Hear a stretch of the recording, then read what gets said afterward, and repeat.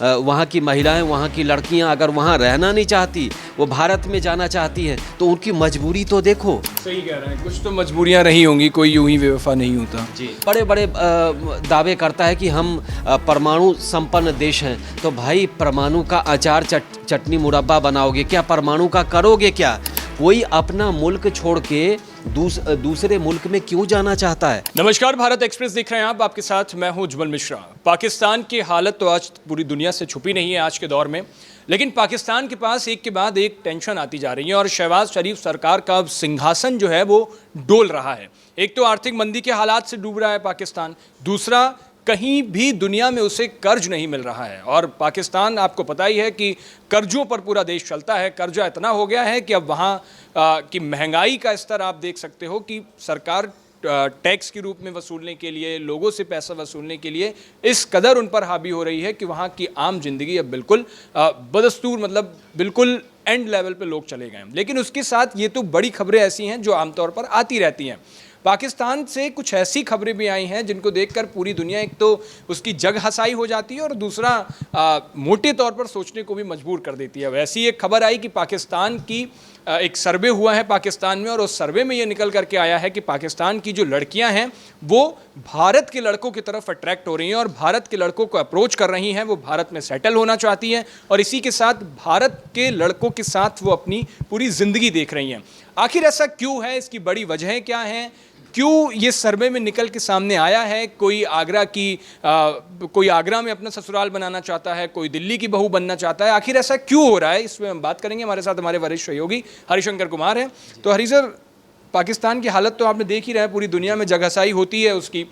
ये जो खबर आई है और ये सर्वे सामने निकल करके आया है, कई यूट्यूब चैनल्स में हमने पाकिस्तान की यूट्यूब चैनल्स पे देखा है, जब वहाँ पब्लिक ओपिनियन हुआ तो लड़कियों ने साफ तौर पर कहा है कि वो हिंदुस्तान के किसी लड़के से शादी करना चाहती हैं। और उन्होंने ये भी कहा है कि अगर इसके लिए उन्हें धर्म भी बदलना पड़ रहा है तो वो एक बार भी नहीं सोचेंगी, अपना धर्म भी बदल लेंगी।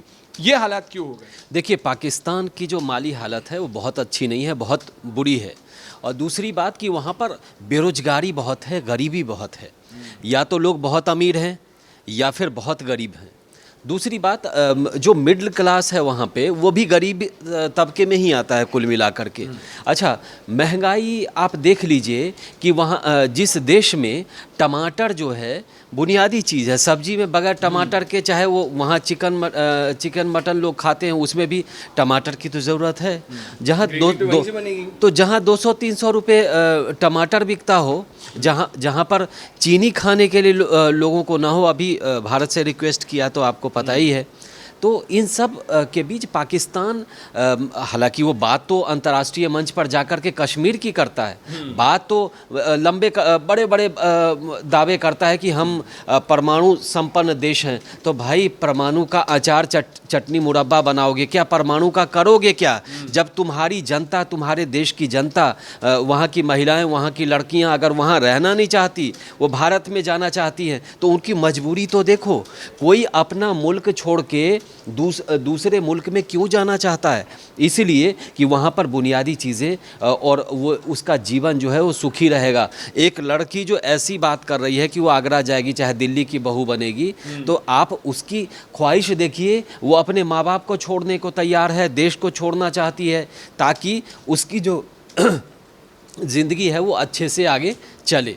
तो इसलिए हर एंगल को देखना पड़ता है। लेकिन पाकिस्तान बुनियादी चीज़ों से दूर हटता जाता है। वो हमेशा से आतंकवाद, उसके बाद जम्मू कश्मीर, इन्हीं सब बातों में लोगों को उलझाए रहता है। और लोग वहाँ पर बेरोज़गारी इतनी ज़्यादा होती है कि लोग परेशान होते हैं, उनको गरीबी का सामना करना पड़ता। सरकार जो है वहाँ पे सुविधाएं नहीं दे पाती। वहाँ पर मेडिकल सुविधाएं बहुत महंगी है, उसके अलावा आम लोगों के लिए उतनी व्यवस्था नहीं है। तो उनको लगता है, वहाँ के लोगों को लगता है, वहाँ की लड़कियों को लगता है कि भारत जाएंगे तो वो एक तरीके से भारत उनके लिए अमेरिका जैसा है, क्योंकि यहाँ सब कुछ है, सारी सुविधाएं हैं, लोगों की आय अच्छी है। तो भारत में कम से कम शादी करेगी तो उसकी ज़िंदगी तो संवर जाएगी। यही सोच के वहाँ की लड़की। अच्छा, एक सवाल ये भी सामने आता है, मतलब सवाल क्या, एक प्रैक्टिकली वहाँ पे दिख रहा है जैसे वो उनका धर्म इजाज़त देता है कि आप 2 से 3 शादियाँ कर सकते हो। जैसे अपने यहाँ तो 3 तलाक बैन हो गया, उसको हटा दिया, लेकिन वहाँ पर तलाक की प्रथा आज भी है। आज भी आप 3 बार बोल करके तलाक का जो भी उनका प्रोसेस होता है उसको कर सकते हो, बहुत आम तरीके से आप उसको तलाक दे सकते हो। तो इस वजह से भी क्या वो तंग आ गई हैं आज के इस दौर में? मुझे लगता है कौन लड़की चाहेगी कि एक ही घर में उसकी 2-2 3-3 सौतन हो। देखिए, और दूसरी बात है, अगर अगर मान लीजिए कि किसी को किसी शौहर ने तलाक दे दिया किसी महिला को, तो अब वो तलाक के बाद क्या करेगी? अगर पढ़ी लिखी है, जॉब उसके हाथ में अच्छी जॉब है, तब तो बहुत अच्छी बात है, नहीं तो आगे ज़िंदगी का गुजारा कैसे होगा? क्योंकि बहुत सारी चीज़ें हैं, ज़िंदगी चलानी पड़ती है, उसके बच्चे भी हैं, स्वाभाविक तौर पे होंगे, तो बच्चों को कैसे पढ़ाएगी, क्या पढ़ाएगी, कितना गुजारा भत्ता मिलता है वहाँ? वहाँ तो ऐसी सुविधाएं है नहीं, इतना कानून सख्त है नहीं चीज़ों को लेके, तो न सुविधा न नौकरी, तो फिर वो जाएंगी कहाँ, करेंगी क्या? तो वो सोचती हैं कि कम से कम हम भारत चले जाएं, भारत में शादी करें, तो कम से कम ये सब, क्योंकि भारत में जो शादी है यहाँ पर जिनसे वो शादी करेगी, तो यहाँ 3 तलाक के मामले अब बहुत कम हो रहे हैं। जब से कानून आया है उसके बाद आपको मुआवजे के कैटेगरी में रखा गया है, तो अब भाई आप 5 शादी और 6 शादी का रिकॉर्ड नहीं बना सकते। तो आप अगर जितनी शादियाँ करेंगे और तलाक देते जाएंगे, तो आपको जो है 3 तलाक के दायरे में रखा गया है, तो आपको मुआवजा देना पड़ेगा, हर महीने का गुजारा भत्ता देना पड़ेगा, जो आम तौर पे आम लोगों पर जो कानून है वही उन पे है। तो आप कहीं ना कहीं वहाँ पर लगता है कि अगर शादी हुई, आगे अगर 3 तलाक हो गया, तो फिर मेरी तो ज़िंदगी ही ख़त्म हो गई, उसके बाद हम क्या करेंगे, हमारा गुजारा कैसे चलेगा? फिर गरीबी, फिर भूखमरी। तो उससे अच्छा है कि कम से कम दूसरे देश में चले जाओ, भारत में चले जाओ। तो और देखिए, एक मिट्टी का प्रेम जो होता है, मिट्टी की खुशबू, वह ठीक है, वहाँ बच्चों वहाँ लड़कियाँ बात कर रही हैं, लेकिन एक समय पे दोनों देश जो था वो तो एक ही था। भारत से पाकिस्तान निकला है, और बहुत सारी चीज़ें आपको सिमिलैरिटी मिलेगी। आप अपने पंजाब प्रांत की बात करें, तो वहाँ के जो गाने हैं, वहाँ की जो भाषा है, पंजाबी भाषा है, खान पान, बहुत सारा मिलता है। जम्मू कश्मीर में दोनों तरफ जो पाकिस्तान ने हथियार रखा हुआ, और हमारे तरफ भी बहुत सारी चीज़ें समानता है। तो कहीं ना कहीं मिट्टी की खुशबू जो है लोगों को खींच लाती है। तो मुझे लगता है कि चाहे मोटिव लड़कियों का कुछ भी हो, लेकिन उनको ये भारत इसीलिए बुला रहा है कि उनका इस मिट्टी से भी नाता है, क्योंकि उनके पूर्वज हो सकता है कि यहाँ से रहे हों जो ऐसी बात कर रहे हैं। आज की ख्वाहिश नहीं है उनकी। मुझे जब ये सर्वे आया तो मुझे वो किस्सा याद आया, जब अटल बिहारी वाजपेयी एक बार पहुंचे हुए थे पाकिस्तान, और किसी पत्रकार ने उनसे, महिला पत्रकार ही थी शायद से, अगर मैं गलत नहीं हूं तो, उनसे शादी का प्रस्ताव रखा था। तो ये आज की ख्वाहिश नहीं है, मुझे लग रहा है। हाँ, नहीं, आज की ख्वाहिश नहीं है, और उससे पहले भी रहा होगा। और मतलब ऐसे अवैध तरीके से शादियां तो होती रही हैं। जम्मू कश्मीर के इलाके में भी पाकिस्तानी लड़कियां आती हैं, शादी करती हैं। उसके अलावा और भी बॉर्डर के इलाके कई जगह हैं, वहाँ पर शादियाँ होती हैं। लेकिन अगर ज़्यादा हाईलाइट हो जाएगा तो उनके लिए सबसे बड़ी समस्या जो भारत का कानून आएगा, क्योंकि आप लीगल तरीके से तो वहाँ से आए नहीं, आप भाग के आए हैं, तो आपके पास हो सकता है ना पासपोर्ट हो, ना वीज़ा हो। आसान रहेगा क्या जिस तरीके से उन्होंने कह दिया है शादी की बात? क्या इतना आसान है? इतनी सीमा हैदर बन जाएंगी, और अगर आ जाएंगी इतनी सीमा हैदर तो भारत के लिए समस्या हो जाएगी। एक सवाल इसमें और ये भी जोड़ता हूँ कि क्या ये एक नई चाल तो नहीं है? चाल जैसी बात तो नज़र नहीं आ रही है इसमें, कितने एक नया पैतरा अपना रहा हो पाकिस्तान भारत में भेजने का अपने लोगों को।